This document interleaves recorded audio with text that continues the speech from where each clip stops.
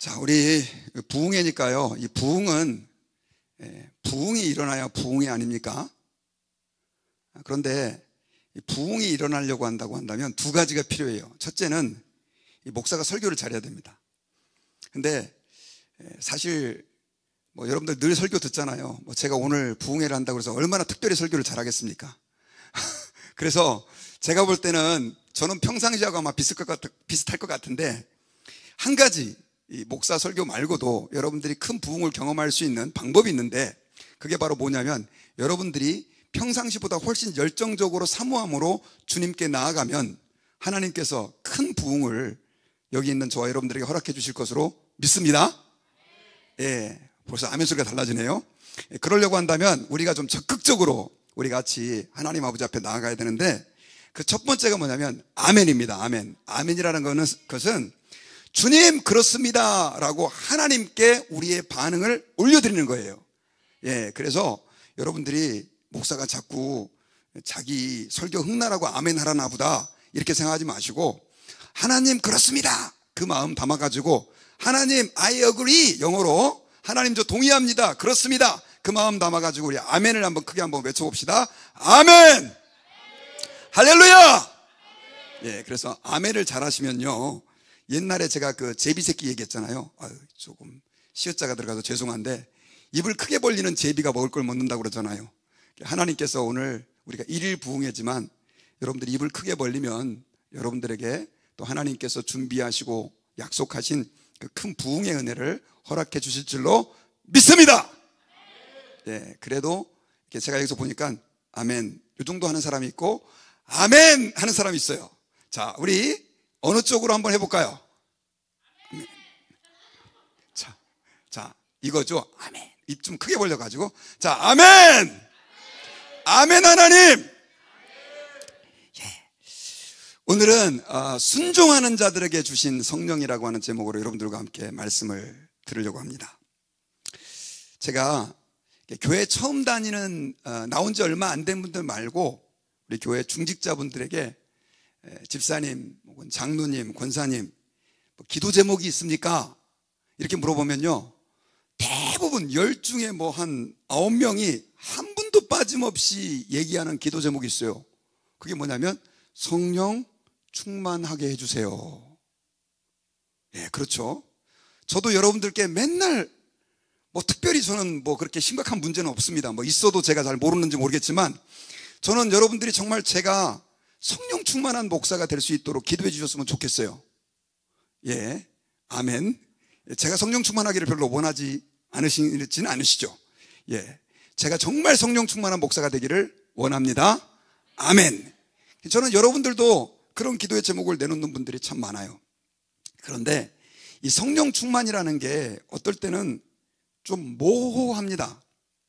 우리는 보통 부흥회 하면 우리 오늘 김재일 전사님도 엄청 열정적으로 찬양 인도하시고, 또 목사님이 좀 특별하게 이렇게 좀 설교하고, 그리고 또 기도도 평상시하고 다르게 막 부르짖어 주여 부르짖고 하면 성령 충만함이 임하는 걸로 생각하는데, 저는 그것도 되게 중요하다고 생각해요. 그것도 성령 충만의 한 방법이에요. 하지만 그것만 갖고는 되지 않습니다. 우리가 성령 충만을 받으려고 한다면 굉장히 중요한 한 가지의 그 신앙의 원리가 있는데, 그게 바로 뭐냐면 순종하는 사람에게 하나님은 성령의 충만함을 주신다는 거예요. 그래서 오늘 저와 여러분들이 오늘 본문을 중심으로 정말 나는 하나님 아버지 앞에서 성령 충만을 사모하긴 하는데 내가 순종하는 삶을 사는지, 그리고 하나님 아버지 앞에서 그렇다고 한다면 어떻게 내가 순종하는 삶을 살 수 있는지, 우리가 오늘 본문을 중심으로 하나님 말씀을 듣기 원합니다. 자, 여러분, 오늘 본문은 사도행전 5장인데요 사도행전 2장, 3장, 4장, 5장은 여러분들이 무슨 내용인지 다 아시죠? 다 알 줄로 믿습니다. 아주 뜨거운 장입니다. 뜨거운 장. 초대교회가 생기고 나서 교회가 엄청나게 뜨거웠던 그런 장입니다. 그러니까 내용 잘 몰라도 상관없어요. 그냥 아주 성령 충만하고 뜨거웠던 그 장이, 챕터가 2장, 3장, 4장, 5장 이런 데예요. 그런데 얼마나 이 성령 충만으로 인해서 놀라운 역사가 일어났냐면요, 사도들이 원래는 이렇게 담대한 사람들이 아니었거든요. 성령 충만을 받으니까 설교를 너무너무 잘하는 거예요. 그래가지고 사람들이 그 설교를 듣고 한 사람 두 사람 회개하고, 또 성경에 보니까 그 사도들과 함께 성령님이 함께 하실 때 무슨 일이 일어났냐면 병자들이 고침을 받는 역사가 일어났어요. 할렐루야. 근데 어느 정도로 치유의 역사가 강하게 나타났는지 손만 대면 병이 낫는 사람들이 너무너무 많아진 거예요. 성령 충만할 때. 그래가지고 심지어 어떤 사람은 이 베드로가 사도들이 지나갈 때 아예 그 중풍병 환자라든가 이런 사람들은 움직이지를 못하잖아요. 침상채로 갖고 와가지고 안수를 받을 만한 시간도 없고 여건도 안 되니까 그림자라도 그 침상에 닿기만 하면 그 사람들의 병이 나을 줄 믿고 그렇게 들 것을 들고 나온 사람들도 있었어요. 여러분, 하나님의 성령의 역사가 강하게 일어날 때 그런 일들이 많이 일어납니다. 초대교회에 바로 이런 일들이 있었던 거예요. 그리고 예루살렘뿐만이 아니라 인근 주변 도시에까지 이 성령의 역사가 강력하게 퍼져나갔는데, 사람들이 병이 나을 뿐 아니라 귀신 들린 사람들에게 들린 귀신들이 예수 이름으로 나가라 라고 명령했을 때 소리를 지르고 나가고 넘어지면서 나가고, 그런 역사들이 너무너무 많이 일어났습니다. 그런데 여러분, 그거 있잖아요. 항상 성령의 역사가 있는 곳에는 뭐가 있다고요? 마귀의 역사가 있어요. 이걸 보고 있었던 대제사장들과 서기관들이 너무너무 말 그대로 이 열불이 나는 겁니다. 그래가지고 본격적으로 이제 그들이 예수님의 제자들을, 사도들을 핍박하기 시작해요. 그래가지고 그 군병들을 보내가지고 그 사도들을 잡아다가 감옥에 가둬버립니다.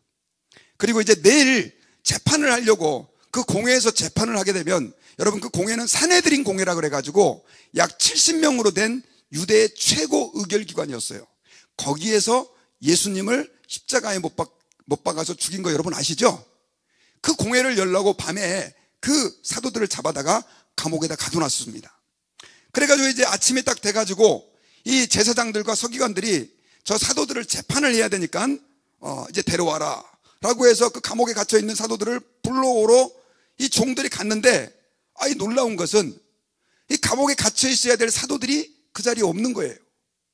문은 다 잠궈 있고 간수들도 있는데, 간밤에 무슨 일이 일어났냐면요, 하나님의 천사가 그 잡혀있는 사도들에게 찾아가가지고 너희들은 지금 이곳에 이렇게 갇혀 있을 수 없다. 성전에 가서 예수의 십자가의 복음을 전해라 라고 하는 이 말을 듣고 천사가 어떤 방법으로인지 모르겠지만 기적적으로 그들을 그 감옥에서 꺼내왔어요. 할렐루야. 그래가지고 그들은 그 자리에 없었던 겁니다. 대제사장들과 서기관들은 아무것도 모르고 이거 도대체 어떻게 된 거야 하고 있는데, 마침 한 전령이 달려와가지고 우리가 감옥에 잡아 가뒀던 사도들이 지금 성전에서 가르치고 있습니다. 얼마나 황당했겠어요. 성령이 강하게 역사하는 곳에 그런 정말 우리가 상식적으로 납득할 수 없는 기적들이 일어났습니다. 그래서 이 제사장들과 서기관들은 이 사도들을 다시 잡아다가 공회에다 끌어다 앉혀놓고 이제 재판을 하기 시작하는 거예요. 아마 그들은 그 사도들을 예수님처럼 죽이려고 작정을 했던 것 같습니다. 그래가지고 그 사도들을 재판하는 과정 속에, 그러면 이제 너희들 한번, 이제 너희들이 지금 사람들을 혼란스럽게 하고 예수가 증거했던 그 도를 사람들에게 전파하면서 우리를 오히려 죄인으로 만드는 그런 못된 짓을 하고 있다라고 이 제사장들이 얘기하니까 사도들이 그 사람들에게 대답하는 내용이 바로 이거예요. 29절부터 32절. 그런데 베드로와 사도들이 뭐라고 대답을 하느냐면요, 니들이 지금 자꾸만 우리로 하여금 복음을 전하지 못하게 하는데 나는 사람보다 하나님께 순종하는 것이 더 옳다. 이것이 마땅하다. 너희가 나무에 달아 죽인 예수를 우리 조상의 하나님이 살리셨다. 그리고 하나님은 이스라엘에게 회개와 제사함을 주시려고 예수님을 오른손으로 높여서서 임금과 구주로 삼으셨다 라고 말하면서 32절 우리 다시 한번 읽어봅시다. 여기서 이렇게 그들에게 선포합니다. 우리는 이 일에 뭐요? 증인이요. 하나님이 자기에게 누구에게 주신? 순종하는 사람들에게 주신 성령도 그러하다. 자, 여러분들은 사도들이 그냥 뭐 사도니까, 예수님의 제자들이니까 이렇게 당연히 할 수 있을 것이라고 생각할지 모르겠지만, 성경을 여러분 조금만 주의 깊게 읽어보면 예수님의 제자들은요, 사도행전 2장 전과 사도행전 2장 뒤가 완전히 180도 다릅니다. 사도행전 2장 전에 제자들은요, 너무나 무기력했습니다. 그들은 예수님의 제자라고 하면서도 여전히 세상적인 생각을 가지고 있었고, 베드로는 주는 그리스도시요 살아계신 하나님의 아들이다라고 하는 고백을 해서 칭찬까지 받았지만, 나중에 예수님을 나는 그분 몰라요, 나는 그 사람 몰라요, 나는 그 XX 몰라요, 저주하면서까지 3번을 부인해버리는 이런 엄청난 짓을 이 베드로가 저질렀어요. 부활하신 예수님을 만나서 제자들이 너무 감격하고 기분이 좋았지만, 여러분 성경을 자세히 보면 이 예수님께서 부활하신 이후에 며칠 동안 제자들에게 자기 몸을, 부활하신 몸을 보였다고 얘기하고 있습니까? 40일. 40일. 그런데 40일 동안 계속 나타난 게 아니었었어요. 그러다 보니까 부활하신 예수님을 제자들이 보고 처음에는 너무 기뻤는데, 나중에는 안 보이니까 베드로가 다른 제자들을 설득해가지고, 야, 뭐 우리가 예수님에게 부름을 받긴 받았지만 이거 갖고는 우리가 살 가망성이 없다. 그러니까 우리 고향으로 돌아가서 고기 잡자 해가지고 제자들 나머지를 다 설득해가지고, 그 어디요? 티베리아 갈릴리 바닷가에 가가지고 고기 잡잖아요. 그래, 이 부활하신 예수님께서 그 고기 잡는 제자들에게 다시 찾아와가지고 베드로한테 내 양을 치라, 내 양을 먹이라, 이 중요한 사명을 전달해 주시지 않습니까? 이 제자들은 부활하신 예수님을 봤음에도 불구하고 너무나 말 그대로 나약한 사람들이었었어요. 그런데 그들이 어떻게 이렇게 갑자기 변화됐느냐? 예수님께서는 승천하면서 제자들에게 뭐라고 얘기를 했냐면, 너희들은 예루살렘을 떠나지 말고 아버지의 약속하신 뭘 기다려라? 성령을 기다려라. 그래가지고 제자들이 이 말씀에 순종해가지고, 성령이 너에게 임하시면 너희가 권능을 받고 예루살렘과 유대와 사마리아와 땅끝까지 이르러 내 증인이 될 것이다, 이 약속을 믿고 그들이 열심히 기도를 했는데, 사도행전 2장에 보면 오순절에 성령이 임해가지고 그들이 담대함을 얻게 되고, 이제는 자기들을 죽이려고 혈안이 되어 있었던 제사장들과 서기관들, 또 유대인들에게 회개하라고 외치는 이런 담대한 하나님의 사람이 되었습니다. 할렐루야. 성령이 임하시면서, 성령이 충만하게 그들에게 임하시면서 그들의 삶에 변화가 일어나게 된 거예요. 평상시 같았으면 오늘 본문도요, 만약에 그 사도들이 제사장들에게 공회에 붙잡혀가지고 신문당할 때, 아이고 얼마 전에 예수님은 여기서 신문당해가지고 십자가에서 죽으셨는데 우리도 죽는 거 아니야? 아이고 어떡하지? 아이고 어떡하지? 걱정했을 텐데, 오늘 베드로를 보세요. 얼마나 당당한지 몰라요. 얼마나 당당한지 몰라요. 우리가 하나님의 말씀을 듣는 게 옳으냐, 니네 말을 듣는 게 옳으냐, 이게 지금 시퍼렇게 눈을 뜨고 그들을 죽이려고 하는 제사장들과 서기관들에게 할 수 있는 말이 아니에요. 이런 담대함은 어디서 왔느냐? 성령의 역사 때문에, 성령의 충만함 때문에 그들에게 사실 이런 용기가 생길 수 있었던 것입니다. 자, 그런데 여기서 아까 제가 서두에 얘기했던 것처럼 우리 모든 그리스도인들도 이렇게 성령이 충만하면 사실 교회에서의 삶과 세상에서의 삶이 그렇게 이중적이지 않을 텐데, 직장에서 그 조금 돈 더 벌고 돈 버는 것 때문에 그렇게 우리 자존심 다 팽개쳐 놓고 내가 지금 이거 믿는 사람 맞아? 이 정도로 혼란스러운 삶들을 살지 않을 텐데, 우리가 정말 담대하게 이 땅에서 그리스도의 복음을 위해서 살 수 있을 텐데, 내가 어떤 위치에 있든지 담대한 하나님의 사람이 될 수 있을 텐데 이게 안 돼요. 그 이유가 뭐냐? 우리가 성령 충만하지 않기 때문에 그런 거예요. 이건 여러분 목사도 마찬가지예요. 저는 비행기 앉을 때마다 꼭 옆에 있는 사람에게, 옛날에는 고속버스 탈 때, 기차 탈 때 복음을 증거하려고 하나님께 늘 다짐을 하고 애를 많이 쓰고 노력을 합니다. 영어를 잘 못할 때도 뭐 되는 영어 안 되는 영어 가지고 그 옆에 있는 사람에게 막 이제 힘들게 말 걸어가지고 예수 믿으라고 막 전하고 전도하고, 왜냐하면 그 사람은 지금 만나고 나면 제가 평생 만날 수 있는 기회가 없을 수도 있잖아요. 그래가지고 제가 이렇게 전하는데, 문제는요, 어떨 때는 너무나 담대하게 아무런 꺼리낌 없이, 저는 굉장히 소심하고 내성적인 사람이거든요. 되는데 어떤 때는요 입이 안 떨어져요. 입이 진짜. 그래가지고 제가 지금도 기억나는 게, 2시간 동안 어떻게 이 사람한테 말을 걸어야 되지? 어떻게 이 사람한테 말을 걸어야 되지? 계속 고민하면서 그랬던 적도 있어요. 여러분, 우리가 하나님의 복음을 증거하고 하나님의 뜻대로 사는 것은요, 결코 우리의 용기와 노력과 힘대로 되는 게 아니에요. 성령님께서 충만하게 우리 가운데 역사해야 우리는 하나님의 뜻을 이루는 삶을 살고 하나님의 복음도 전할 수 있는 그런 힘이 생긴다라고 하는 것입니다. 자, 그런데 그러면 우리가 어떻게 성령 충만 받느냐?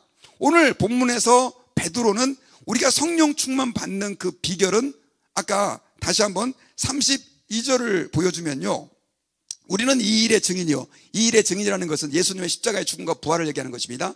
하나님이 자기 사람들에게 주신 누구도 그러하니라, 성령도 그러하니라. 성령님도 바로 그 복음을 증거하도록 하게 하시는 하나님의 영이라는 뜻이에요. 그런데 그 성령님을 우리가 받았는데, 조금 더 보여주세요. 여기 보니까 그 성령님은 어떤 사람들에게 주신다고 기록되어 있습니까? 어떤 사람에게? 크게 다 따라해 봅시다. 순종하는 자들에게 주신 성령도 그러하니라.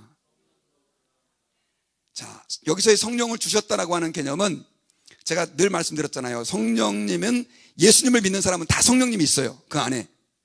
여기서의 성령님을 주셨다라고 하는 것은 그런 의미도 포함되지만, 또한 우리가 담대하게 복음을 전할 수 있는 성령 충만의 그 두나미스, 파워도 얘기하는 거예요. 그 성령님도 바로 예수 그리스도의 복음을 증거하는 사역들을 감당하는데, 근데 특별히 베드로가 그 성령님을 순종하는 자들에게 주셨다, 순종하는 자들에게 이런 성령의 충만함을 주셨다라고 얘기를 하고 있는 거예요. 그러니까 우리가 오늘날 하나님 앞에서 성령 충만을 받으려고 한다면 우리는 어떤 사람이 되어야 된다고요? 순종하는 사람이 되어야 된다는 거죠. 여러분, 아까 제가 서두에 얘기했던 것처럼 내가 아무리 성령 충만을 받고 하나님, 내가 정말 성령으로 충만하기를 원합니다 하고도 주님의 말씀에 순종하지 않으면 그 사람은 성령 충만할 수 없어요. 만약에 그 사람에게 성령 충만을 주시면 무슨 일이 생깁니까? 성령이 충만했는데 자신감이 생기고 능력이 생겼는데 담대함이 생겼는데 주님께 순종하지 않고 내 마음대로 해버리게 되면 이게 문제가 커지는 거예요. 여러분, 이단들이 그렇게 해서 이단들이 된 겁니다. 여러분, 이 시간에 그래서 우리가 하나님 앞에서 순종하는 자들에게 주님은 성령 충만을 주신다라고 하는 이 사실 특별히 좀 갖고 하나님 앞에서 좀 우리가 순종함으로 우리도 성령 충만 받는 그런 은혜가 있으시기를 주님의 이름으로 부탁드립니다. 특별히 여러분, 그럼 베드로가 왜 성령님을 뭐 여러 가지 많이 할 수 있는데, 얘기할 수 있는데 순종함으로 주신 성령님이라고 한 표현을 썼을까요? 여러분, 아까 제가 예수님의 제자들이 성령 충만 받는 과정을 말씀드렸는데, 예수님의 제자들이 성령 충만 받을 때는요, 그들은 철저하게 예수 그리스도의 말씀에 순종해야 했었어요. 자, 예수님이 승천하시면서 제자들에게 너희가 예루살렘을 떠나지 말고 아버지의 약속하신 뭘 기다려라? 성령을 기다려라, 성령 충만을 기다려라 라고 하는 거예요. 그런데 원래 제자들의 고향은 다 어디예요? 예수님의 제자들의 고향은 다 어디입니까? 너무 어려워요? 예수님의 제자들의 고향이 어딜까요? 성경 퀴즈. 대부분 갈릴리였습니다. 갈릴리. 갈릴리는 우리나라 대한민국 지도로 말한다고 한다면 만약에 예루살렘이 북한의 평양 정도 된다고 칩시다. 북한의 평양. 예루살렘이 거기라고 치면 갈릴리는 어디냐? 저기 백두산 있는 데 있잖아요. 그 근방이에요. 예? 신우주. 예, 제가 신우주라는 말이 생각이 안 나가지고. 예. 신우주가 어딘지 여러분들 잘 모르시죠? 그냥 하여튼 대충 북쪽이다 이렇게 생각하시면 돼요. 그러니까 예수님은 그 근방에서 계속 활동하시다가 지금 예루살렘에 와서 십자가에 못 박혀 죽으시고 이제는 부활하시고 승천하셨어요. 그럼 제자들은 이제 다 어디로 가야 됩니까? 고향으로 돌아가야죠. 갈릴리로. 거기에 처자식이 있는데. 그런데 예수님은 그랬어요. 너네 예루살렘을 떠나지 말고 아버지의 약속하신 뭘 기다려라? 성령님을 기다려라. 그런데 예수님께서 여기서 이렇게 얘기하셨어요. 니네가 몇 날이 못 되어 성령을 받을 것이다. 자, 그 기간을 한정해 주셨는데 그 기간이 며칠이요? 그냥 몇 날, 이게 다예요. 자, 3일 정도 너희들이 기도하면 내가 성령을 부어주겠다. 5일 정도 기도하면 성령을 부어주겠다, 이게 아니고 몇 날이 안 돼서 너희들은 성령 충만을 받을 것이다, 이렇게 예언을 하시고 예수님께서 승천해 버리셨어요. 예수님의 승천을 목격한 사람은 2,000명이나 됐다고 제가 말씀드렸습니다. 그런데 제자들의 입장에서는 사실 그게 쉬운 게 아니었던 거죠. 그러니까 저는 이 마가의 다락방에 있었던 120명만 이 약속을 들은 게 아니라 최소한 1,000여 명 이상은 들었을 건데, 정말 예수님의 말씀에 순종했던 그 120명, 그 사람들은 너무나 불편한 환경을 뒤로하고 예루살렘에 모여서 아버지의 약속하신, 예수님께서 부어주시겠다고 하신 성령을 기다렸어요. 그런데 저는 이 가운데서도 또 많은 사람이 떨어졌을 거라고 생각해요. 왜냐하면 예수님은 뭐라고 약속했냐면 너희가 몇 날이 못 되어 성령을 받을 것이다. 기약이 없어요. 몇 날. 하루를 기도했는데도 성령님이 안 오시고, 이틀을 기도해도, 5일을 기도해도 성령님이 안 오세요. 7일까지 기도했어요. 아, 이제 이 7일이 하나님의 숫자인데 7일을 기도해도 안 오시면 어떻게 해야 되나? 8일째 아마 성경에 나와 있지 않지만 도저히 안 되겠다, 예수님이 아무래도 날짜를 좀 착각하셨나 보다, 집으로 돌아간 사람들도 있었을지도 모르겠어요.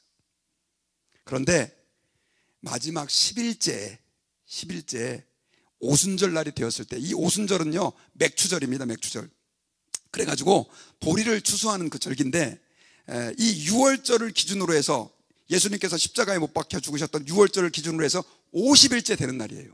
그러니까 40일 동안 예수님이 자기를 나타내시고 오순절 날 되었을 때, 뭐 그렇다고 예수님이 오순절에 내가 성령 부어줄게 이렇게 말씀한 것도 아닌데, 그 오순절이 되었을 때 사도행전 2장에 보면 하늘에서 불이 혀같이 갈라지면서 그 모였던 120명의 사람들에게 성령이 충만하게 임했어요.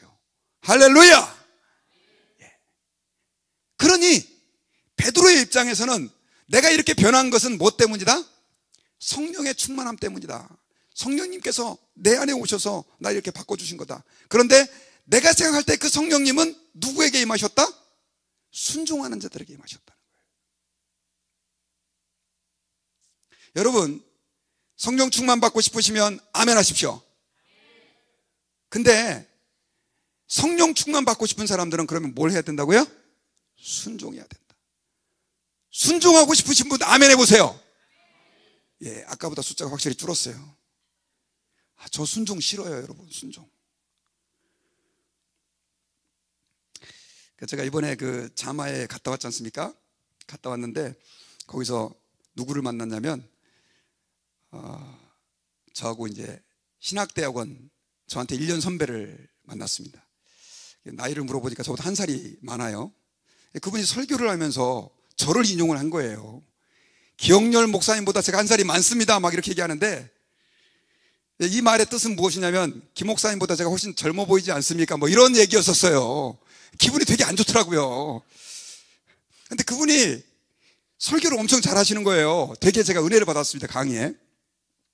그래가지고 하여튼 역시 우리, 죄송합니다, 이 동문 중에 훌륭한 분들이 계시구나. 휴스턴에서 목회를 하시는데, 그래서 하여튼 굉장히 제가 은혜를 많이 받았는데, 그분이 그 학창 시절을 좀 떠올리게 했어요. 제가 학교를 다닐 때 그 양지에서, 그 용인 옆에 양지 있죠? 양지 바른 곳. 그 양지에서 2년 동안 저희는 기숙사 생활을 하며 신학대학원 생활을 해야 돼요. 해야 되는데, 거기에 제가 전도학 수업을 들었는데, 그 전도학 수업을 해주셨던 분이 김인중 목사님이라고 하는 분이셨습니다. 그분 얘기를 막 하는 거예요. 안산에서 그분이 어떻게 목회를 해서 교회가 어떻게 성장했고 막 이런 얘기를 하시는데, 그때 그분이 그 얘기하신 것과 다른 얘기가 문득 생각이 났어요. 저는 이제 그분에게 전도학 수업을 들으면서 기숙사 생활을 하니까 그분은 매번 수업 들을 때마다 2명씩 전도해서 그 리포트를 보고 했었어야 되거든요. 근데 뭐 일주일 내내 저희 뭐 주말에는 사역하고 월요일 날 3시간 차 운전해 와가지고 기숙사에서 처박혀가지고 공부만 하고 기도만 하고 그러고 있는데 전도할 시간이 어디 있습니까? 근데 그분 전도학 수업이 목요일인가 이렇게 됐었어요. 그러면은 그 수업에 숙제를 내야 점수를 받으니까, 졸업을 하니까, 제가 목요일이 되기 전에 수요일 날 밤 10시에 밖에 나가가지고 양지 시내 있잖아요. 거기 나가가지고 길에서 막 그 밤에 야자 끝나고, 야간 자율학습 끝나고 나오는 애들 예수 믿으시니? 막 이렇게 예수 믿으십니까? 해가지고 전도해서 하여튼 리포트 하고 냈던 기억이 나는데, 근데 제가 그분을 참 좋아해요. 좋아하는데 그 중에서도 어떤 간증이 기억이 남느냐면요, 이분이 서울대학교 출신입니다. 굉장히 똑똑한 분이셨어요. 그런데 자기가 CCC에서 신앙생활을 하다가 어떻게 예수 그리스도를 만났는지, 그리고 어떻게 목사가 됐는지를 얘기를 했는데, 이분이 워낙 학구파고 또 전도도 열심히 하는 분이었지만, 자기가 목회를 강도사 때부터 교회를 개척해서 시작을 했는데, 하는데 너무너무 힘들더래요. 교회도 부흥도 안 되고, 그렇게 하루 종일 전도하는데도 열매도 없고. 그러다가 그때는 여러분, 이 교회가 부흥이 안 되면 하나님하고 승부를 해야 된다, 이런 분위기가 굉장히 강했어요. 또 안산이 지역 자체가 안 산다 하면서 사는 곳이라 가지고 굉장히 그 공단이 많아가지고 힘든 사람들이 굉장히 많이 있었던, 지금도 외국인들이 굉장히 많이 살잖아요. 그런 지역이었대요. 그래가지고 이분이 하나님 앞에서 승부를 하려고 40일 철야 기도를 작정을 했습니다. 40일. 며칠이요? 40일. 모세도 40일, 예수님도 40일. 하나님 역사해달라고. 그래가지고 40일 철야 기도를 작정하고 이제 그때 지하에다가 이렇게 교회를 개척해가지고 할 텐데, 하루 종일 한번 생각해보세요. 여러분, 목사는 한국은 새벽 기도 5시예요. 그러니까 4시 반에는 늦어도 일어나야 될 거 아니에요. 아무리 집이 가까워도 4시 반에 일어나가지고 새벽 기도하고 잘 시간도 없어요. 계속 이분은 또 안산 공단을 다니면서 전도하시고, 또 설교 일주일에 7번씩 기본적으로 해야 됩니다. 개척하는 목사들은. 그냥 너무너무 힘들죠. 전도하고. 그래가지고 이제 밤에 저녁 먹고 나서 이제 철야 기도 하려고 이렇게 강단에 딱 오는데, 뭐가 쏟아지겠어요, 여러분? 은혜가 쏟아지는 게 아니라 잠이 쏟아지는 거예요. 그래가지고 이분은, 하나님, 제가 너무 피곤하니까 잠깐만 자고, 제가 기도하겠습니다. 눈 뜨고 나면 새벽 기도 시간이 되는 거예요. 그래가지고 아예 이 목사님은요, 강도사 때, 그러는데 제가 좀 기왕 잘 거 좀 편안하게 자겠습니다 해가지고, 그때는 강대상이 이런 게 아니라 나무로 돼 있었잖아요, 보통. 그러니까 이부자리를 아예 딱 펴놓고 하루 종일 전도하고 나서 여기서 그냥 주무셨대요. 그러니 뭐 말 그대로 기도가 되겠습니까? 너무너무 힘들고 바쁜데. 그러다가 어느덧 시간이 흘러가지고 며칠이 됐냐면 40일째가 된 거예요. 40일째. 40일을 철야를 작정을 했는데 기도를 했다 못했다? 하나도 못하고 잠만 주무셨다는 거예요. 나중에 부인이 그 중간에 이렇게 얘기를 했대요. 여보, 강대상에서 살 거 기왕 들어와서 자라고. 어차피 하루 종일 피곤하고 힘드니까 그냥 여기서 자나 저기서 자나 어차피 자는 건데, 그래도 내가 하나님하고 약속을 했는데 하면서 강대상에서 오셔갖고 계속 주무신 거예요. 그러다가 40일째 되는 날 이분이 너무 미안한 거예요. 40일 철야를 작정을 했는데 내가 하루도 기도를 안 해가지고, 하나님, 오늘 마지막 날이니까 제가 좀 기도하겠습니다 하면서 기도를 했는데, 그때 성령의 불이 그분에게 떨어졌어요. 할렐루야. 그렇게 지치고 피곤한 몸인데 하나님의 성령의 불이 떨어져가지고 얼마나 울고불고 기도를 했는지. 그분은 그때 그 성령의 충만함을 저희들에게 간증하는데요, 정말 하나님이 살아서 역사하시는구나. 그 이후에 그 교회에 정말 엄청난 변화의 역사가 일어났습니다. 디테일한 내용은 제가 다 얘기할 수 없고, 그분이 하는 말이 그거예요. 내가 와서 강대상에서 잤지만 하나님 앞에 순종하려고 했더니 나에게 뭘 부어주셨다? 성령을 부어주셨다. 지금은 안산에서 지금 가장 큰 교회에 목회하고 있고요, 안산 동산고등학교라는 학교도 만들어가지고 그렇게 얼마나 열심히 목회를 하시는지 모릅니다. 여러분, 저 개인적으로도 마찬가지입니다.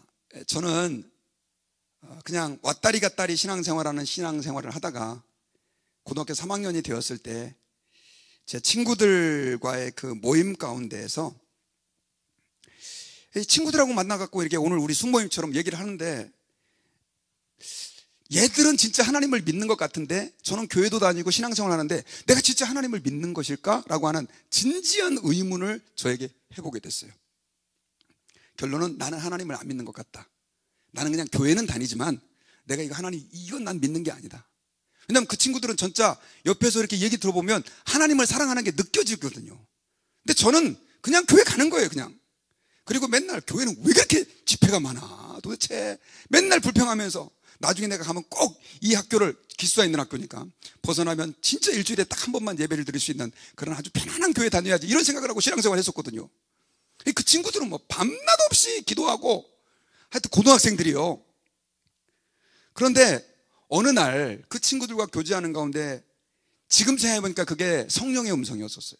성령님이 저에게 이렇게 말씀해 주신 것 같아요. 네가 진짜 나를 믿는 거 맞냐? 네가 진짜 나를 사랑하느냐? 그런 마음에 질문을 던져주시는 거예요. 답은 제가 볼 때는 아니에요. 근데 아닌데요 해서 끝나지 않고 그때 제 마음속에 어떤 감동이 왔냐면 새벽 기도를 나가야 되겠다. 그래서 진짜 내가 하나님을 만나보고 싶다. 이런 마음의 소원이 일어났어요. 지금 생각해보니까 그것도 제가 가졌던 소원이 아니라 성령님께서 제게 들려주신 세미한 음성이었던 것 같아요. 그런데 제가 그때 다니고 있었던 학교는요, 새벽 기도를 갈 여건이 안 되던 학교예요. 왜냐하면 저희는 미션 스쿨이 아니었었어요. 그냥 사립학교였었어요. 그 박정희 대통령이 세우신 그런 사립학교여가지고 교회가 없었어요. 학교 안에 교목도 없고요. 그리고 저녁 기도회는 계속 했지만 새벽 기도는 고등학교 3학년 선배가 인도를 했기 때문에 이게 그냥 되다 안 되다 되다 안 되다가, 그래서 저도 새벽 기도를 제가 알기로는 뭐 손가락 꼽을 정도로 거의 안 가본 것 같아요. 근데 안 가던 사람이 새벽 기도를 간다는 게 여러분 쉽습니까? 더더군다나 저희는 기숙사 생활을 했기 때문에 아침 6시에 뭐가 있냐면 점호가 있어요. 점호가 뭐냐? 저희 학교가 약간 이 군대식이었었어요. 사관학교 같이. 그래가지고 군인들은 요즘은 이제 그렇게 안 하는 데도 많지만 아침 보통 6시가 되면 빰빠라빰빰빰빰빰빰 나팔이 불면 군인들이 다 신발 신고 옷 입고 연병장, 운동장으로 뛰어나갑니다. 그래가지고 거기서 막 그 군가 부르고 그 다음에 운동도 하고 막 이렇게 그 시간을 하는데 우리도 똑같이 그걸 해야 되는 거예요. 아침 6시에. 몇 시요? 아침 6시에. 고등학교 3학년 때인데 여러분 얼마나 잠 많고 혈기가 많을 때입니까?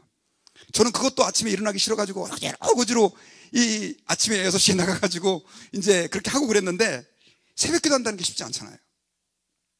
그런데 진짜 눈 딱 감고 순종한 힘도 주님이 주신 것 같아요. 제가 새벽 기도를 갔잖아요. 갔는데 뭐 어떻게 기도도 사실은 그 전에 하긴 했지만 또 막상 새벽에 가니까 되게 기도하는 게 힘들더라고요.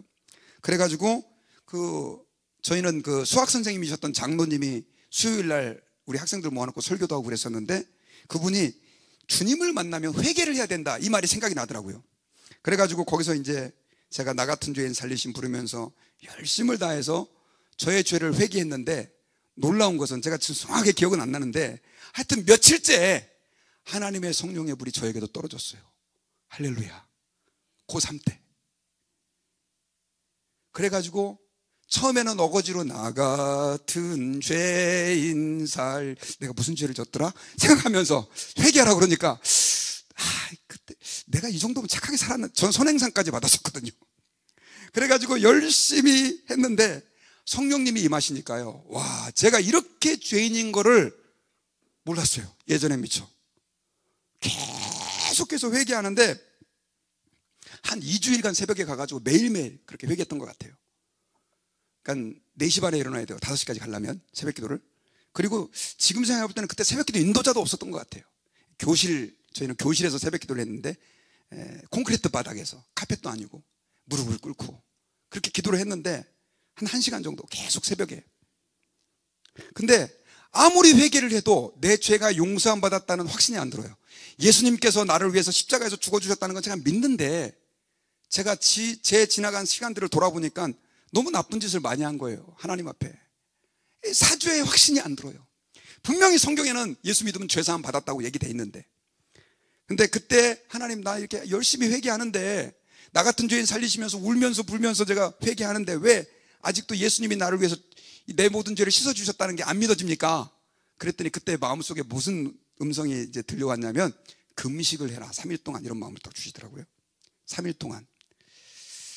근데 저는 기독학생회 그때 이제 신앙생활 하면서 우리 교회에서 하는 것처럼 고난주간이 되면 일주일 동안 한 끼씩 금식하는 거 이거 맨날 했거든요. 저는 도대체 왜 교회는 이런 걸 만들었고 사람을 피곤하게 하는 거야? 우리가 얼마나 많이 먹어야 되는데 지금 많이 성장해야 되는데 하면서 한 번도 거기에 한 끼 금식도 동참하지 않았어요. 힘들었죠.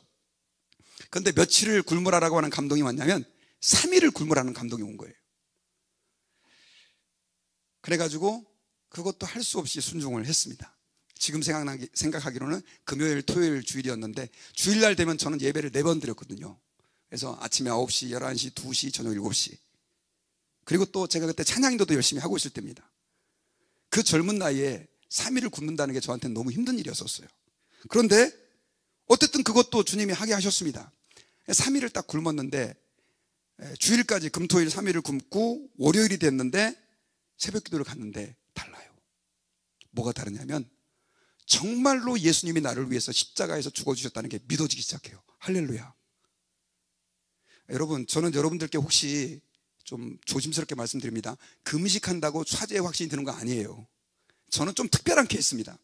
하여튼 그래서 그때부터 저는요 정말 딴 사람이 돼버렸어요. 딴 사람이. 제가 생각해도 믿을 수 없을 만큼 주님을 사랑한다라고 하는 개념이 뭔지를 그때서야 비로소 알게 됐습니다.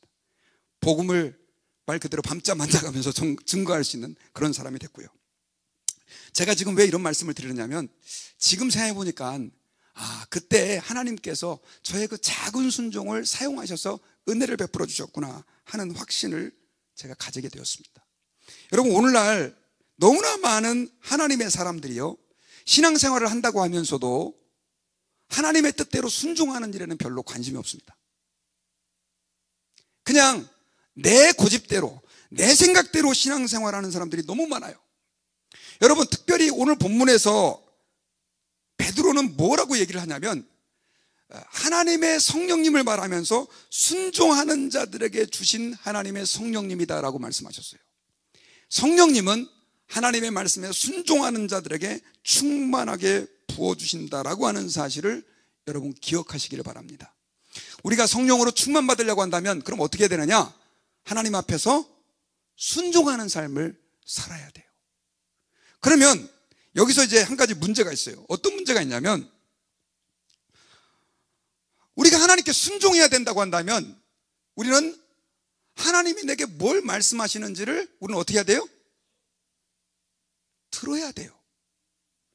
여러분, 신앙생활을 많이 하는 사람들 가운데 하나님이 나에게 뭘 원하는지 아예 관심도 없고 또 주님이 말씀하셔도 들을 준비도 안 돼 있는 사람들이 너무 많아요. 그리고 누가 여기서 뭐라 그러면 그런가 보다 하고 여기에 휙 끌려가고 저기에 휙 끌려가고 신앙생활을 마치 왔다리 갔다리 방황하듯이 그렇게 하는 사람들이 너무 많습니다. 그래서 여러분, 우리가 하나님 앞에 순종을 하려고 한다면 우리는 먼저 바른 하나님의 말씀을 구별하고 들을 수 있는 그런 은혜가 있어야 돼요. 그런 힘이 있어야 돼요. 여러분, 그 눈썰매가 좋으신 분은 아시겠지만 제가 손에 매니큐어를 칠했습니다. 그죠?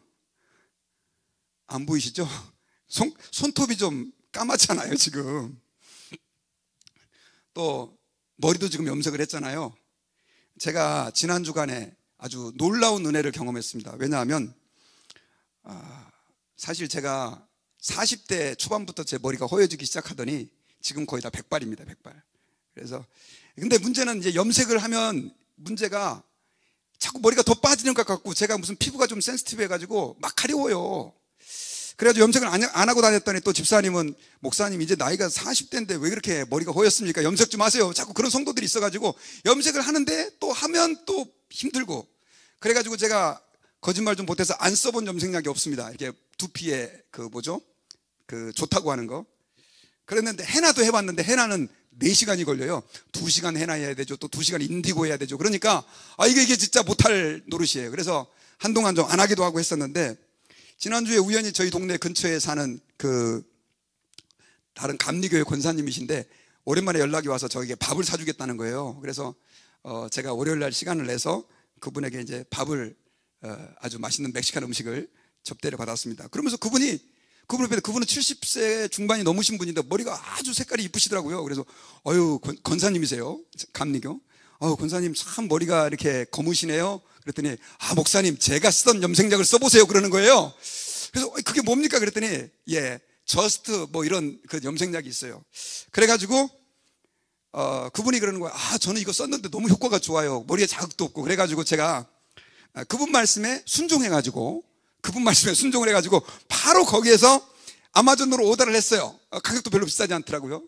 그리고 이제 제가 이제 자마 컨퍼런스 갔다 와가지고 엊그저께 이제 집에 오자마자 저녁 때 그걸 가지고 이제 했는데 생각이 나는 게 그분이 이런 말을 하는 거예요. 뭐라 그러냐면 저는 이거 무슨 염색약이라고 장갑도 써야 되는데 장갑 같은 거 안 써도 되는 샴푸식의 염색약이라는 거예요.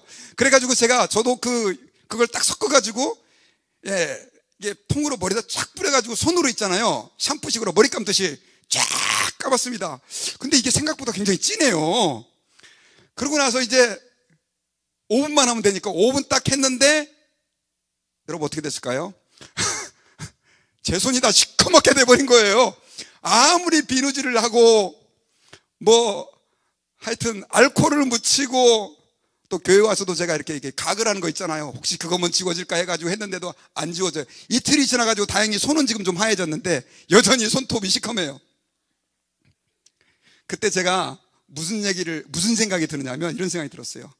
아, 이게 순종도 좀 제대로 알고 해야 되겠구나. 사실 거기에 인스트럭션이 있었어요. 장갑까지 다 준비가 돼 있었거든요. 귀찮으니까 안 한 거예요.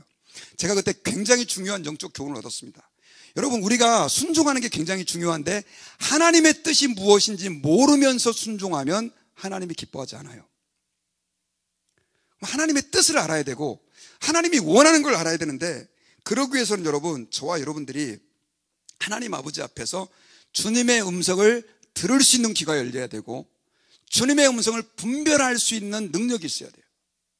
하나님은 여러분 지금도 말씀하시는 걸 믿으십니까? 더 작아지네요. 하나님은 지금도 말씀하시는 걸 믿으십니까? 하나님은 기록된 말씀을 통하여 우리에게 말씀을 주세요.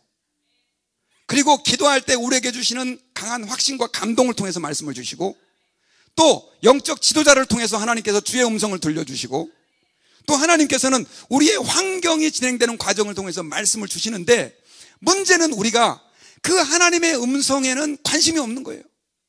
내 마음대로만 사는 거예요. 그러니까 주님은 계속해서 나에게 이걸 좀 해줬으면 좋겠는데 우리는 그 음성을 듣지도 못하고 내 마음대로 그냥 사는 거예요.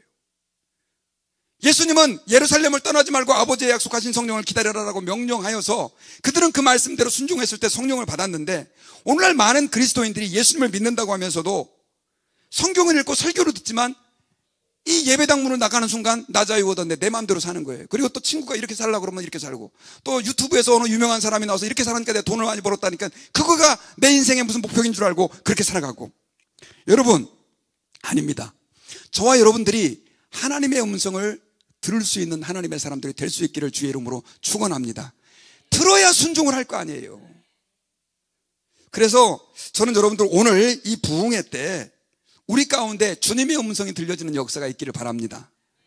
주님의 음성이 들려질 때 우리는 순종할 수 있는 힘이 생기고, 주님의 음성이 들려질 때 우리는 하나님 아버지 앞에서 우리가 주님이 원하는 대로 살아드릴 수가 있기 때문에 그렇습니다. 그때 주님은 우리에게 더 큰 성령의 충만함을 허락해 주실 줄 믿습니다.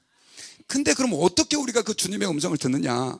그것은 하나님 앞에서 우리 마음속에 드리워져 있는 수많은 안개와 찌들어져 하나님을 볼 수 없게 만들고 들을 수 없게 만드는 죄들을 회개해야 되는 거죠. 회개해야 돼요. 여러분, 오늘 우리가 짧은 시간이지만 하나님 앞에서 그런 간절한 회개로 우리 마음 가운데 드리워져 있는 먹구림을 다 걷어내고 우리에게 말씀하시는 주의 음성을 듣고, 또 우리를 향한 하나님이 원하시는 것이 무엇인지를 분별하여 거기에 순종하여 정말 우리의 삶 속에서 부어주시는 성령의 충만함으로 하나님의 뜻을 이루어가는 저와 여러분들이 될 수 있기를 주의 이름으로 축원합니다. 축원합니다. 말씀의 결론이에요. 순종하는 자들에게 성령님은 충만하게 역사하십니다.